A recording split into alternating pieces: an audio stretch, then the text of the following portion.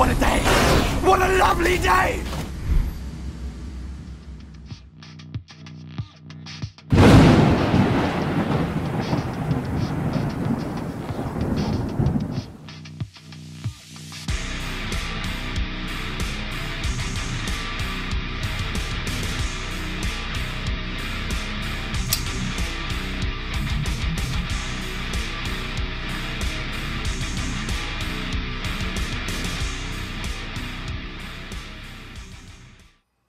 Hey guys, Jim here. Welcome in once again. Today we're going to be taking a look at a few things from Hoback.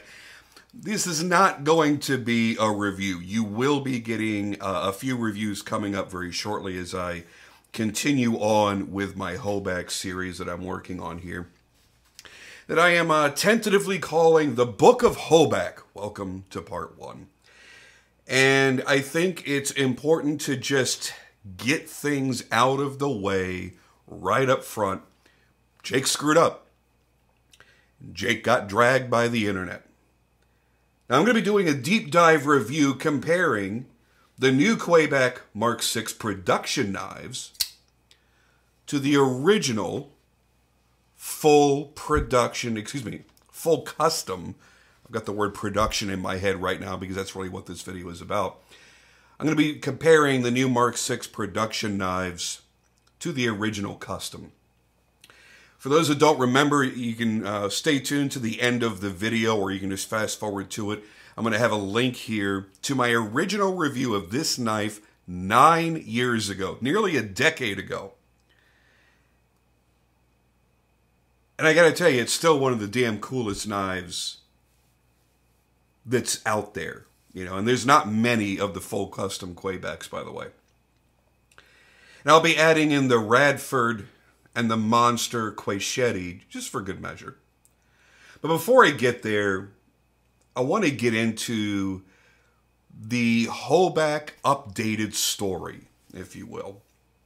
Now, when a knife maker screws up, they generally don't take responsibility. What happens? We watch them screw up, they get exposed, they either disappear, or they argue with it online incessantly, and then they just go back to what they were doing. And our dumbasses, what do? We somehow allow it to be forgotten, and that knife maker will sometimes screw up again. Now, whether that's stealing money, taking a bunch of pre-orders for their big upcoming mid-tech project that never comes to fruition, or they lie about something, or something just isn't the way it was portrayed to be. They get dragged on the internet and they either ignore it and just go about their business, or they argue and argue and argue. It's not what Jake did.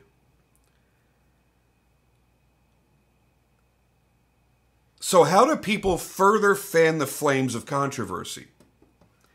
They say stuff like, well, if he would have just taken responsibility and been humbled by it and apologize and make it right, we could move on. But, well, Jake made a detailed apology video. I'm not going to bother reposting it on here. You could find it. He manned up. He admitted his fault. He did explain how things fell through the cracks while admitting his fault. And yeah, there are definitely people that read that as you know, I'm blaming my retailers, I'm blaming this and I'm blaming that. He had already established that he was taking responsibility and he was sorry for it, and then he further explained what the situation was. So to say that he was blaming other people at that point, no, you got that shit backwards. He came out immediately and apologized. He explained how things fell through the cracks while admitting his fault, apologized, and then made immediate changes. What changes did he make? First, he made a spreadsheet, an at-a-glance spreadsheet that showed you every knife model that he offered in his production knives, which ones were made in the US and which ones were made in China. Then he took that and immediately had his website adjusted so that when you're looking at each and every specific model of knife, it tells you right at the bottom where it was made. Was it all made in the U.S.? Was it made in the U.S. with some Chinese components, or was it all made in China? He made the changes that you guys wanted. I don't know what else you can ask for. So now everything properly reflects the country of origin.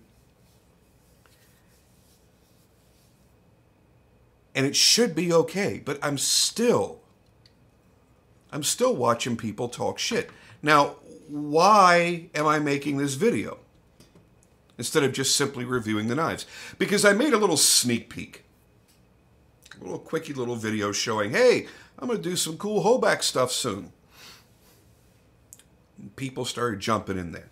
Well, I, for one, think he should lower his... Why? Why should he lower his prices? That has nothing to do with the corporate overhead that goes into manufacturing. What I know that I believe that most don't is that Jake has worked with nearly every United States OEM before working with anyone overseas.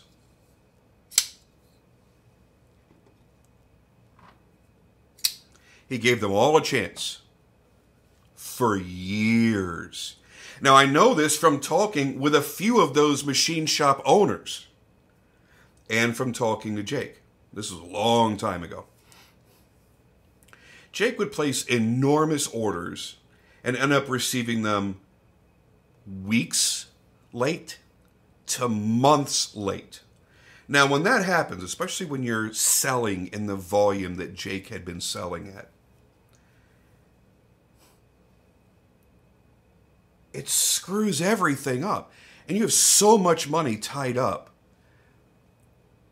in those customer orders, in paying for all of the materials, and paying for the services, all the things that went into placing that order.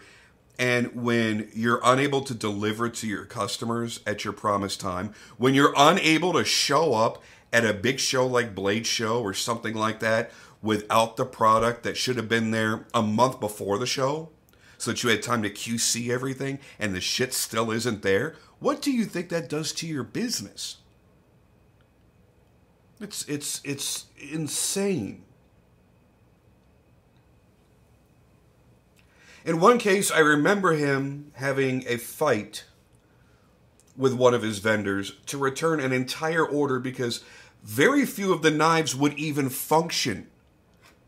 You couldn't even open and close the damn things. They weren't made right. They were made like shit with the United States OEM. And he had to fight and fight and fight and fight. Now we're talking like $50,000 orders and greater that he's already laid out for. When you're selling at his volume, dropping 50 grand on an order of production knives is nothing. So imagine being a small business owner with a handful of employees that, you know, you're responsible for cutting their paychecks and making sure their families eat and all that shit. And how do you do that? By selling your product. And when your product isn't there or it shows up and it just doesn't function, not like, okay, there was a 10% defect rate, you know, a couple of the blades were off center or, you know, something. No, knives that would not function. Basically boxes of parts. What are you supposed to do? At the end of the day, his name is on the knife and it has to live up to his expectations because his customers expect better. So after repeatedly getting hosed for years, and I mean years, Jake finally went overseas. You know, like a huge amount of the makers and designers that have done in recent years for their production knives. And unlike most of those brands that can't warranty their knives or replace parts because they don't have service facilities or shops here, Jake offers an ironclad warranty. You get full repair on any defective knife, and if it can't be repaired, it gets replaced at no charge. That's not a typical thing for people that are relying on Chinese OEMs. Just the way it is.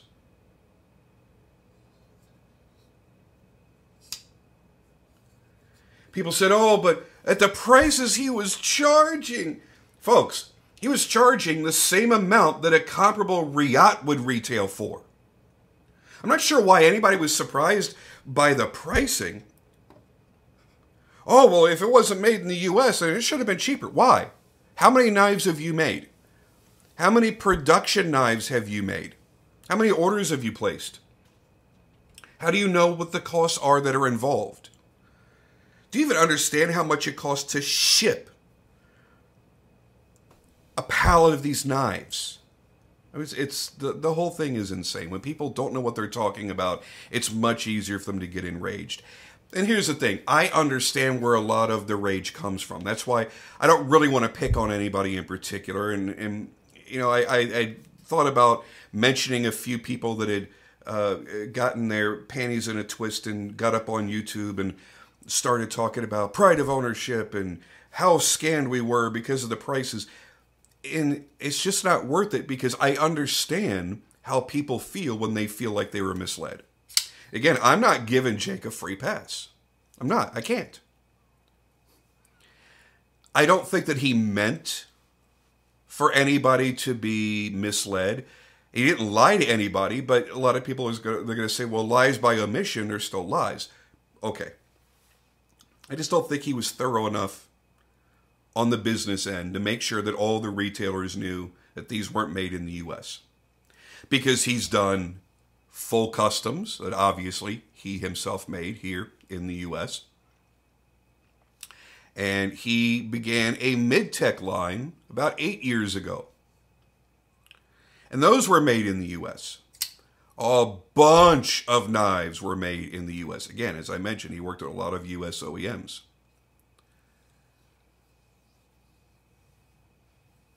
Retailers made assumptions. He should have corrected those assumptions. Did he go to every website to start carrying his product to see if they were properly listing it? Probably not. But you know what? It should have been on a data sheet, a spec sheet, when it went to the retailer. It should have said very clearly country of origin China or country of origin U.S. with China parts or whatever the breakdown was. But he's already admitted he should have done that. So get up off his back. What does that mean? It means get all the way off my back about this and don't bring it up again. Oh, okay, let me get off of that thing. Doesn't make any sense to keep on and keep on and keep on.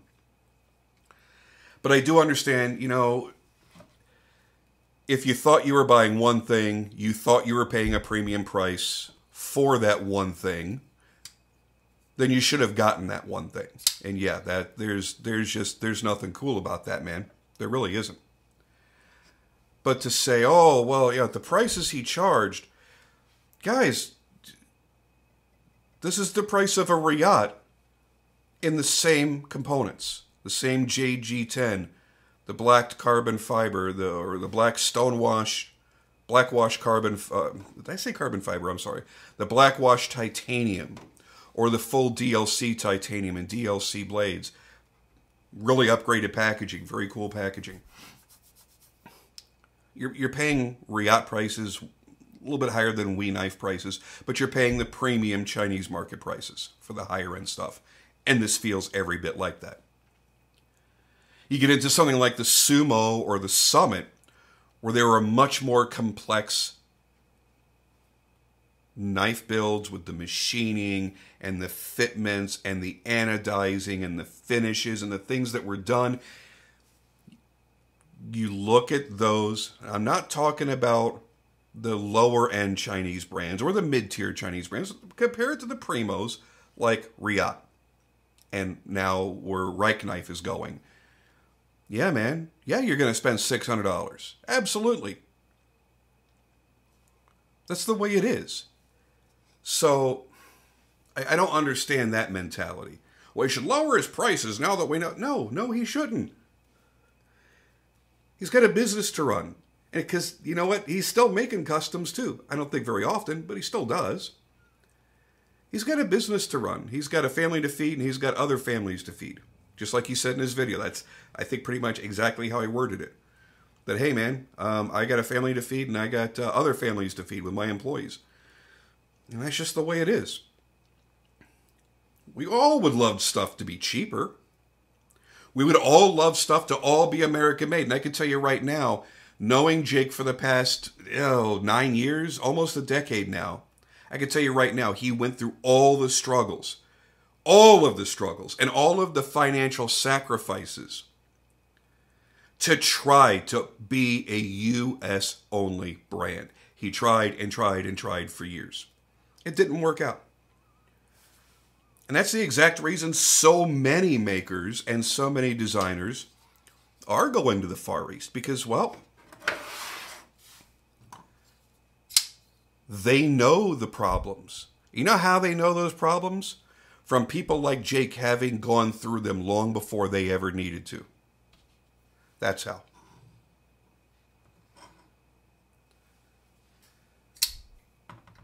So, listen, I get it. Man, I totally get it. If you felt that you overpaid for a product because you thought it was American made and then you found out it was made somewhere else, I get what you're saying, that you're not saying that the knife isn't as good as it was the day before when you had the other information or misinformation, however you want to word that. I get that's what you're saying, that what changes for you is how it plays in your head. Yeah, nobody likes being lied to. Again, I don't think Jake lied. I think he screwed up and didn't put the information where it needed to be put to make sure there were no mistakes made. That's it. But folks, we have seen knife makers lie. We have seen knife makers steal. We've seen them do some pretty shitty things. Jake didn't do anything all that bad. Let's just forgive it and forget, move on. The transparency is there. He even asked everybody, all of his followers that watched the video, what should I be doing? He wasn't like, oh yeah, what do you think I should do about it? It was, how do you think I should proceed? How can I be more transparent so that I don't make another mistake, so I don't make a sidestep while I'm trying to correct the initial mistake and make a bigger mistake that people are going to get more angry about? He didn't say that, but that's exactly what had to be running through his head. I don't want to, fix a fuck up with another fuck up. And I apologize. I know Jake is a very religious guy, and I'm sitting here cursing, but I've held myself back. That's the first curse word, and it's been 17 minutes. So he even went to that effort and went, what do I do? What would make you guys more comfortable where you would trust me again like you have for so many years? And he's done everything that I think that he needed to do. He made the apology. That wasn't easy to do, I'm sure. And he made the corrections. And he contacted the retailers and went, here's the deal. This knife is U.S. made. This knife is partially U.S. made. This knife is Chinese made. Boom, boom, boom, boom, boom. And that's all everybody wanted from the beginning. So now it's done. So let's move on. Let's just have a nice time together. Let's just enjoy knives. Dear God, that's insane. By the way, I put a hole in my hand. It's not going to focus on it. Put a hole in my hand with this. I'll tell you about that when I get to actually to reviewing it. Very, very wild. But yeah, man, this is it's crazy times. Let's just move on. Guy learned from his mistake, and so many people haven't. My God, man, we've watched collectors that have done so much worse, ripped off dozens and dozens of people, then would disappear and come back a couple weeks later and do it all over again. Or make an apology and go, oh, I'll make it right. I'll ship out those packages. And then perform other deals and screw people over in the middle of a controversy. We've seen pedophiles get arrested. God, I can't remember who that collector was, but it was all over the Facebook groups about a year or so ago. No, it wasn't a pedophile. He was ripping people off, and then he was doing something. I guess he was playing with a gun in his apartment, and it went off, and it killed a little girl downstairs. I'm fuzzy on the details, obviously. It's been a while, but a lot of people did a lot of screwed up shit. They didn't apologize for it. They didn't come clean, and they didn't make up for it by giving people exactly what they said needed to be done. And Jake has. So the reason I'm doing this is not really because I feel I needed to weigh in on it, but because I want to enjoy uploading the reviews on the new Quayback, on the Radford, and on the Quaychetti. And I want to do my comparison between the new production and the original custom. The one that, people that are buying, the hot knives right now, the hot machine customs, they think they've got it tough now. We had it tough 10 years ago, man. I mean, this predates the Grimsmo Norseman. This was the fucking knife, man. I myself, I was beating my head against the wall trying to get one of these. And only about 25 of these were made as full customs.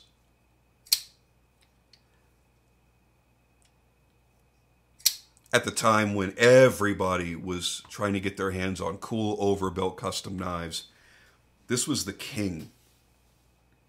So I want to enjoy that. And I want to enjoy that with you guys.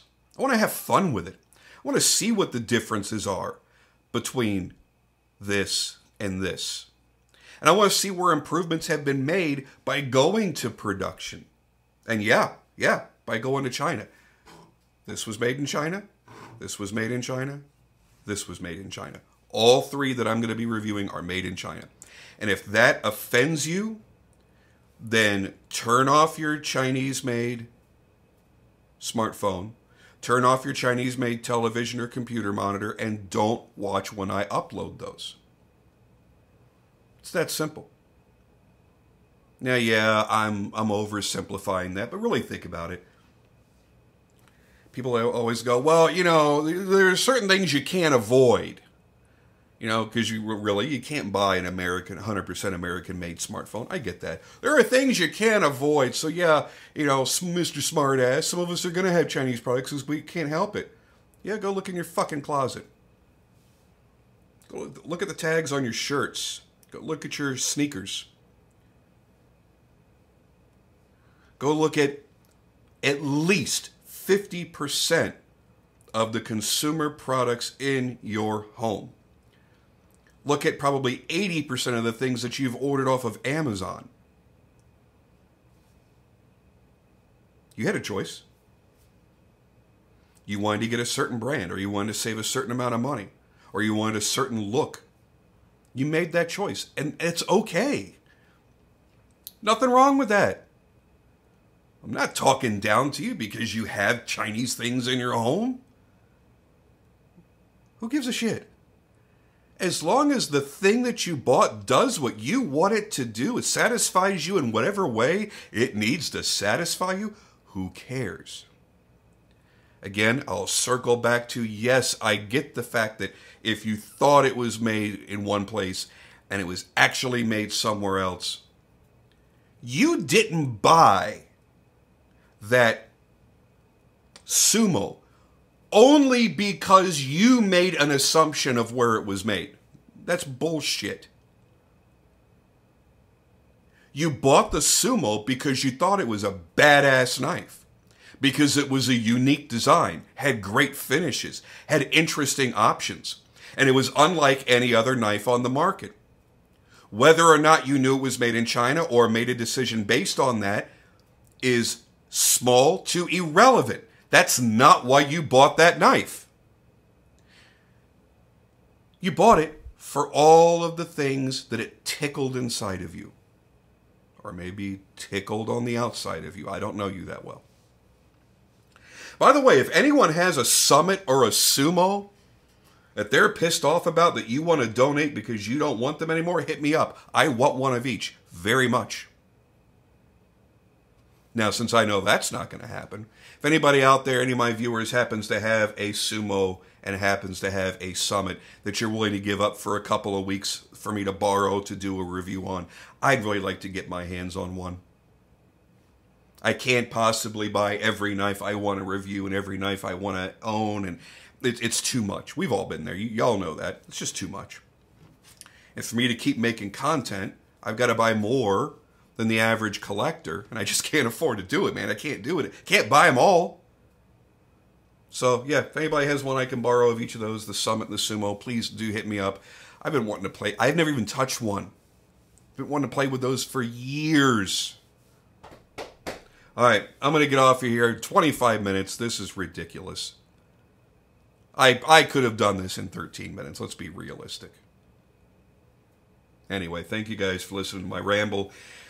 All this really was just a precursor to the 3 reviews that I have coming up and the comparison between these two. And I just wanted to be able to enjoy it without a bunch of bullshit in the comments. But guess what? I know it's going to happen anyway. So maybe this was just an exercise in futility. Either way, I'll see you guys soon with each of those videos. And I hope you guys enjoy them. I know I'm enjoying the shit out of having them, so they're satisfying me.